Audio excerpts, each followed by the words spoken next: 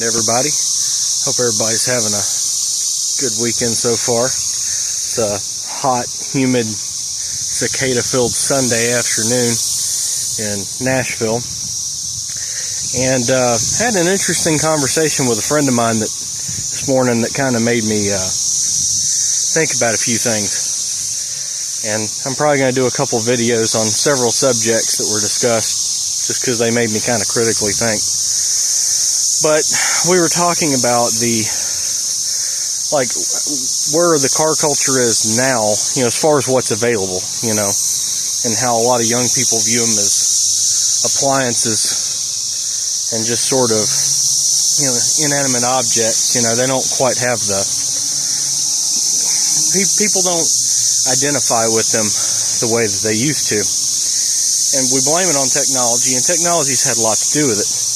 Moving away from analog to, in my opinion, somewhat oppressive technology to where you really can't do much of the vehicle. But, that would be kind of a cop-out for me to say that, even though it's stuff that I don't really have any interest in. If you look back in history, typically history always proves a lot of theories wrong when it comes to things like that. So, one thing I've noticed, looking back in automotive history, sorry about the cicadas, they're awfully rowdy today, but looking back in history, technology has often dictated the direction of the high performance industry. So, if you really want to be honest about it, when we went from points and condenser to electronic ignition, I'm sure there was a lot of people that said, well, this is the end. We won't be able to do anything with this. Well, now that's like most of your electronic ignition systems from, whether you're talking General Motors, HEI, or, any of the MSD stuff, Ford, Duraspark, whatever, a lot of that stuff became the ignition of choice for a lot of your high performance applications.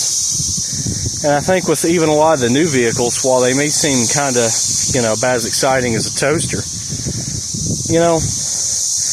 something is only going to be as cool as your imagination is going to let it be. And anything can be cool.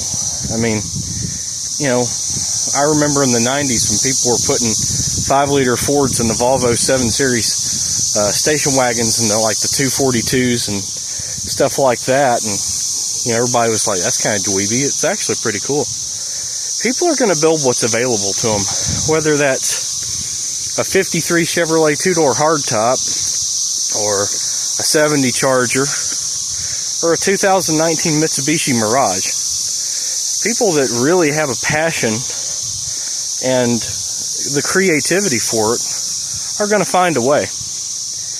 And even with all of the extremely complex electronics of the current age in the year of our Lord 2024, people are going to find workarounds. We always do. They were saying this about diesels 10 years ago. Yeah, I know the particulate filters are garbage.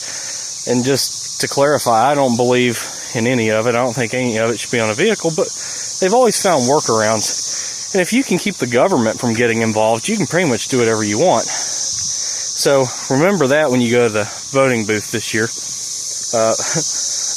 Vote accordingly to get the government out of our business. But there will be workarounds.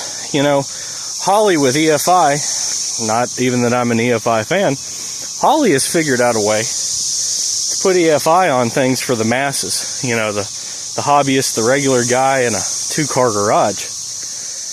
What's to say that someone can't make an ECU and offer all the different pigtails and plugs and everything to eliminate everything out of a modern vehicle and run a standalone ECU to control everything from body modules, and transmission controller, powertrain, everything, analog brakes.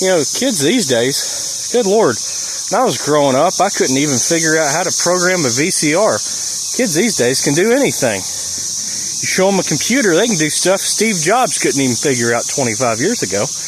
So why are we copping out and saying we can't do it with vehicles? Don't get me wrong. I would much prefer something analog. That's what I grew up around. But let's not discount the fact that I think it's completely possible for young people to figure out what to do with modern vehicles. You know, I can see in the next 20 years 2008 Dodge Chargers getting, you know, late model Hemis swapped in place of the 2.7s or even LS engines put in them or whatever, and people are going to figure out how to make this stuff work and actually drive. Again, we just got to figure out how to get the government not involved in any of it. That way we can legally have the stuff on the road, but it's never going to go away. But just something to think about. Even if you don't agree with it, just kind of chew on it and roll it around. You might find a little truth in it or a lot of truth in it. But till next time, y'all take it easy. See ya.